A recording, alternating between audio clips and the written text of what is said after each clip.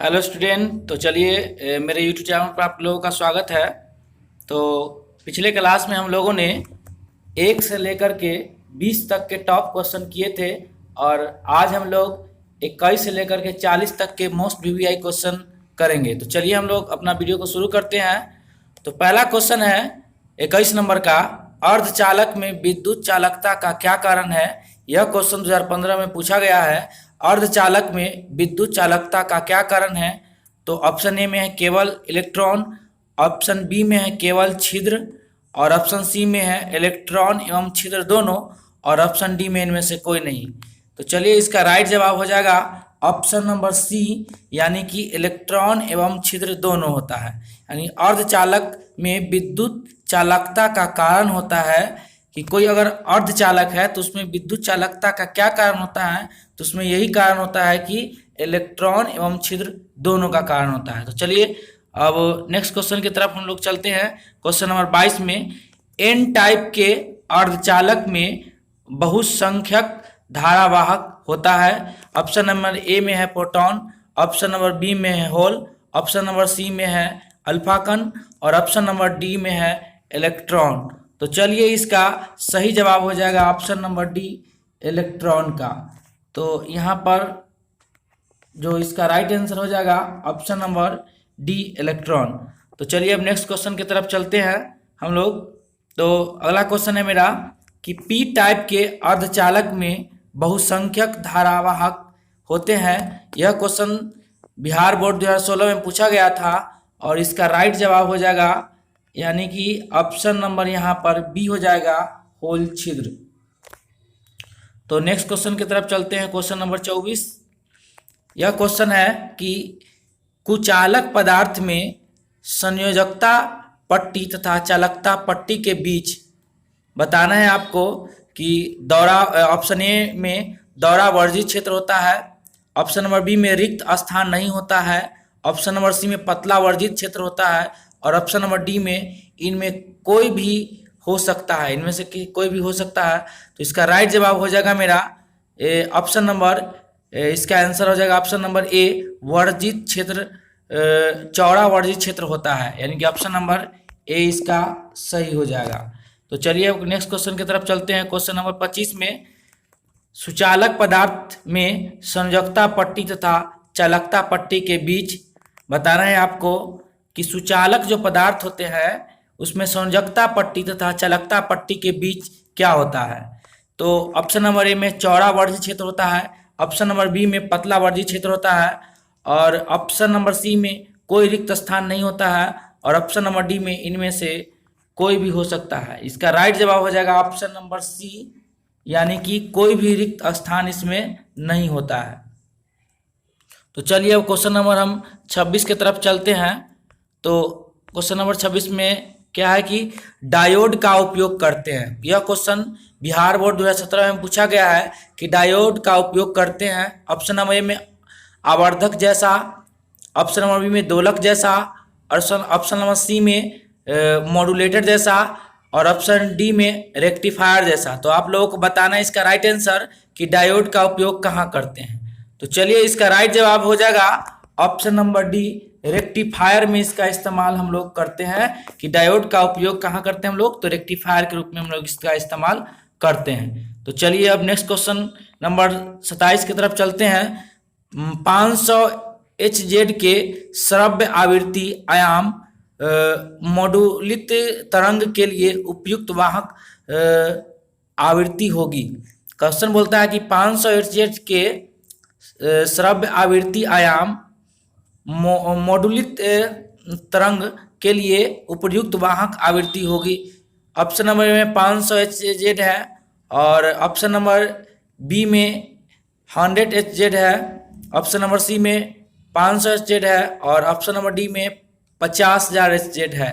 यानी कि इसका सही जवाब हो जाएगा ऑप्शन नंबर डी, यानी कि इसका सही जवाब हो गया कि 50,000 HZ जो होगा इसका आंसर हो जाएगा।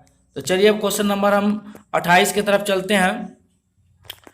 क्वेश्चन बोलता है कि वाहक यानी कि रेडियो तरंगे पर किसी सूचना का अध्यारोपण की प्रक्रिया का क्या नाम है। रेडियो तरंगे पर रेडियो तरंगों पर किसी सूचना का अध्यारोपण की प्रक्रिया का क्या नाम है? ऑप्शन नंबर ए में है प्रेषण, ऑप्शन बी में मॉडुलन, और सी में विमॉडुलन, और सी में डी में हो जाएगा ग्रहण। तो इसका राइट जवाब हो जाएगा मेरा यानी कि ऑप्शन नंबर 20 का सही हो जाएगा जवाब, यानी कि मॉडुलन इसका राइट आंसर हो जाएगा। तो चलिए नेक्स्ट क्वेश्चन की तरफ चलते हैं। क्वेश्चन नंबर 29, लंबी दूरी तक रेडियो प्रसार के लिए निम्न में से किसका उपयोग करते हैं? मतलब कि लंबी दूरी तक रेडियो प्रसारण के लिए हम लोग कौन चीज का उपयोग करते हैं? भू तरंग का उपयोग करते हैं, दृष्टि रेखा का तरंग का उपयोग करते हैं, आयन मंडल का उपयोग करते हैं तरंगों का, कि संचार उपग्रह का करते हैं? तो इसका राइट जवाब हो जाएगा मेरा ऑप्शन नंबर सी, यानी कि लंबी दूरी तक रेडियो प्रसारण के लिए हम लोग आयान मंडलीय तरंगों का उपयोग करते हैं, यानी कि ऑप्शन नंबर सी इसका राइट जवाब हो जाएगा। तो चलिए नेक्स्ट क्वेश्चन की तरफ चलते हैं, और ये क्वेश्चन नंबर हो जाएगा मेरा थोड़ा सा गड़बड़ा गया। तो चलिए क्वेश्चन नंबर 30 पर चलते हैं हम लोग, कि रेडियो एवं टेलीविजन प्रसारण में सूचना संकेत का रूप होता है। रेडियो एवं टेलीविजन प्रसारण में सूचना संकेत का रूप होता है। तो इसका राइट जवाब हो जाएगा option number A, analog signal का होता है इस्तेमाल इसमें। तो चलिए अब एनालॉग इसका राइट जवाब हो जाएगा। और नेक्स्ट क्वेश्चन की तरफ चलते हैं। क्वेश्चन नंबर 31, फैक्स एवं इलेक्ट्रॉनिक मेल प्रेषण में प्रयुक्त सूचना संकेत का रूप होता है। इसका राइट जवाब हो जाएगा option number B, digital signal का इस्तेमाल किया जाता है इसमें। तो चलिए क्वेश्चन नंबर हम 32 की तरफ चलते हैं। तो चलिए यह क्वेश्चन 2017 में पूछा गया है बिहार बोर्ड में। क्वेश्चन नंबर 32 में देखते हैं कि क्या है। पृथ्वी के किसी स्थान पर एक टीवी प्रेषण टावर की ऊंचाई 245 मीटर है। जितना अधिकतम दूरी तक इस टावर का प्रसारण पहुंचेगा वह है, मतलब कि पृथ्वी के किसी स्थान से टीवी जो टावर होता है वो 245 मीटर है। तो जितनी अधिक दूरी तक इस टावर का प्रसारण पहुंच पाएगा, मतलब कि 245 मीटर ऊंचा अगर टावर अगर आप लोग को बैठा दिया जाए तो कितना दूरी तक के इसका प्रसारण हम लोग कर सकते हैं। तो इसका राइट जवाब हो जाएगा मेरा ऑप्शन नंबर सी, इसका राइट जवाब हो जाएगा, यानी कि 56 किलोमीटर तक हम इसका प्रसारण कर सकते हैं। तो चलिए अब नेक्स्ट क्वेश्चन की तरफ चलते हैं हम लोग। क्वेश्चन आंसर, तो चलिए क्वेश्चन नंबर 33 को देख लेते हैं हम लोग, कि टीवी प्रसारण के लिए जिस आवृत्ति प्रसार का उपयोग होता है वह है। इसका राइट जवाब हो जाएगा ऑप्शन नंबर सी, यानी कि 30 से 300 MHz इसका हो जाएगा राइट आंसर। तो चलिए अब नेक्स्ट क्वेश्चन की तरफ चलते हैं। क्वेश्चन नंबर 34 की तरफ चलते हैं। तो चलिए क्वेश्चन को देखते हैं क्या है। संचार व्यवस्था में रेडियो तरंगों का प्रेषण किसके द्वारा होता है?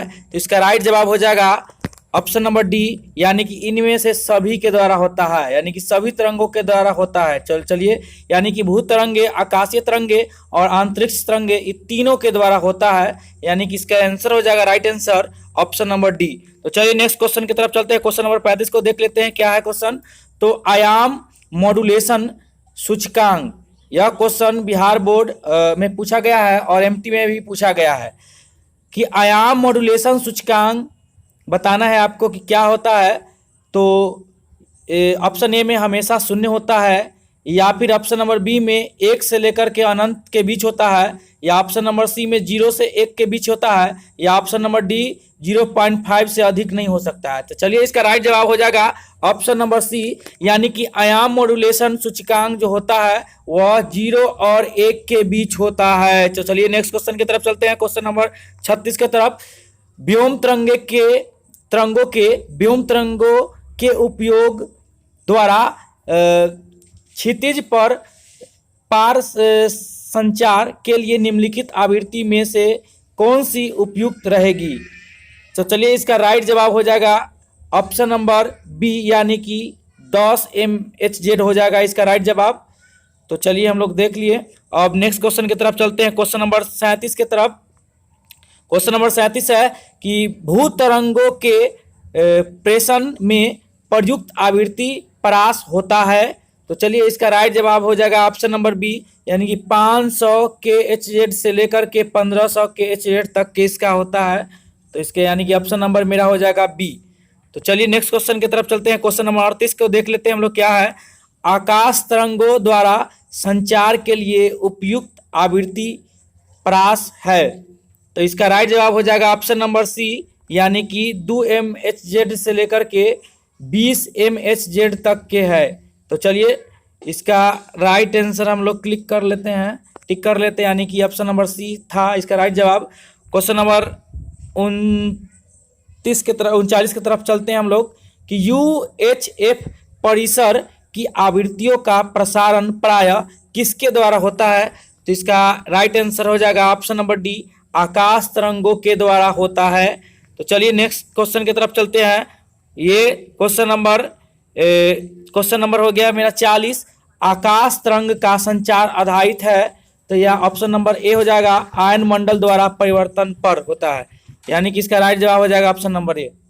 तो चलिए हम लोगों ने टॉप 20 क्वेश्चन आज हम लोगों ने किया, और इस क्वेश्चन को आप लोग जितना भी क्वेश्चन दिया गया है सभी क्वेश्चन को आप लोग बार बार रिवीजन कर लीजिएगा, तो आप लोगों के दिमाग में बढ़ जाएगा। परीक्षा में आप लोग आसानी से इसको बना सकते हैं। तो चलिए धन्यवाद।